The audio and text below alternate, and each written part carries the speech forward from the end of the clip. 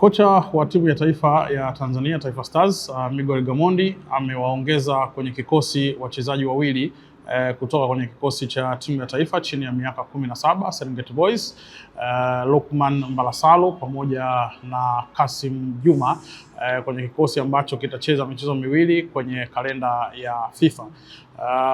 Wachezaji hawa wataripoti kambini baada ya mchezo wao wa fainali ambao watacheza fainali ya AFCON chini ya miaka 17 ambapo watacheza dhidi ya Senegal Juni 2. Kwa hiyo baada ya hapo wataungana na kikosi hicho cha timu ya taifa.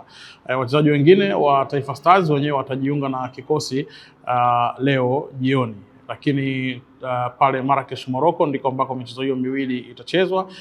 Mchezo wa kwanza utakuwa ni Juni 5 dhidi ya Uganda na mchezo wa pili utakuwa dhidi ya Rwanda ambao utachezwa Juni 9. Kocha wa timu ya taifa ya Tanzania Taifa Stars Miguel Gamondi amewaongeza kwenye kikosi wachezaji wawili kutoka kwenye kikosi cha timu ya taifa chini ya miaka 17 Serengeti Boys, Lukman Mbalasalo pamoja na Kasim Juma kwenye kikosi ambacho kitacheza michezo miwili kwenye kalenda ya FIFA.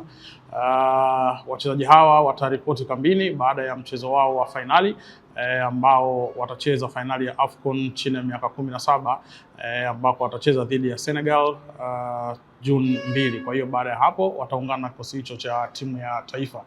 Wachezaji wengine wa Taifa Stars wenyewe watajiunga na kikosi leo jioni, lakini pale Marrakesh Morocco ndiko ambako michezo hiyo miwili itachezwa. Mchezo wa kwanza utakuwa ni Juni 5 dhidi ya Uganda na mchezo wa pili utakuwa dhidi ya Rwanda ambao utachezwa Juni 9.